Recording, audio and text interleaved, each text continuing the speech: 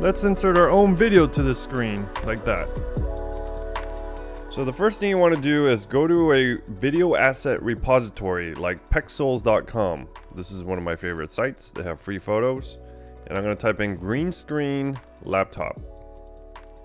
And then you just browse around and look for a green screen, or look for a laptop that doesn't have a lot of obstructions where there's things going in front of the laptop. This is the one I picked, and I'm going to download it and I'm going to drop it into Adobe After Effects. And then I'm going to drag it in to the project panel. And then I'm going to drag that file into that little composition icon.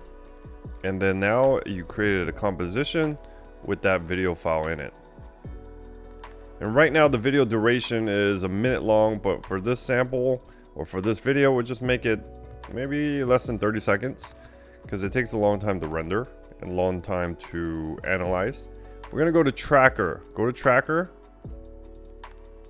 then in the tracker panel, we're gonna find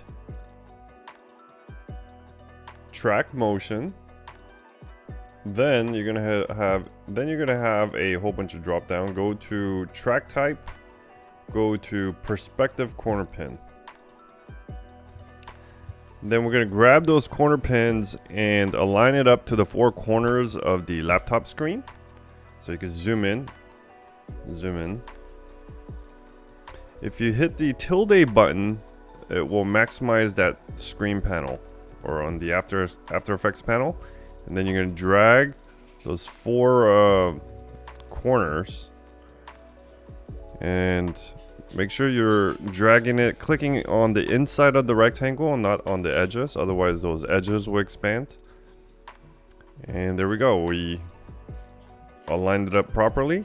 And you want to make sure that you're starting somewhere in the middle. If you start from the beginning, something funky happens. So you start somewhere in the middle or somewhere past the beginning and click play to analyze all of the frames.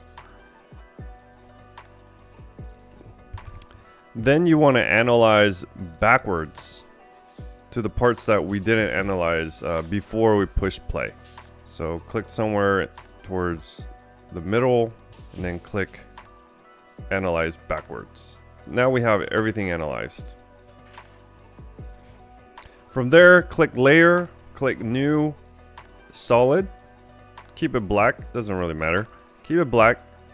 And then that solid is going to be the one where all that tracking information is going to get pasted to. So go to edit target, click OK, click apply. Now that red layer will have all of those tracking points. And to see the red layer, or to see all those keyframes, click on the red layer and then hit U. You can see all those keyframes that happens. Now I'm looking at the screen. There's some little bit of bleeding of the screen behind it, of the original. And so what I'm going to do is scale it a little bit by hitting S. You notice like on the edges there's a little bit of bleeding. It's not completely black around the edges. Hit S for scale. And then I'm gonna do maybe 100, less than 101, maybe 100.5. Okay, and that did it. It covered the entire screen. From there, what we're gonna do is we're gonna right click it, hit pre-compose.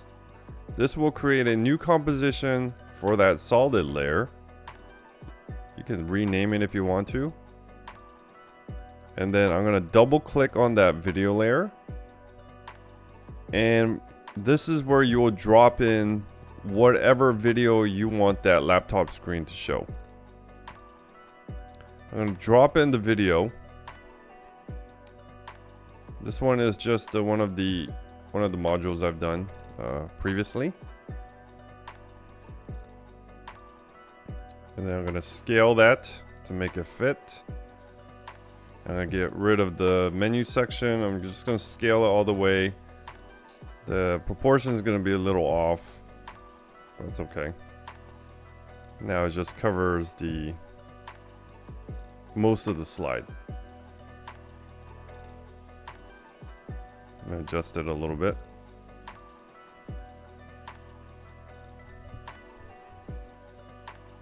Okay. Yeah, we're going to exit out of the video layer by clicking that. And now you can see to exit out, you want to click on the previous composition. And now you can see the video that you want showing up on the laptop screen.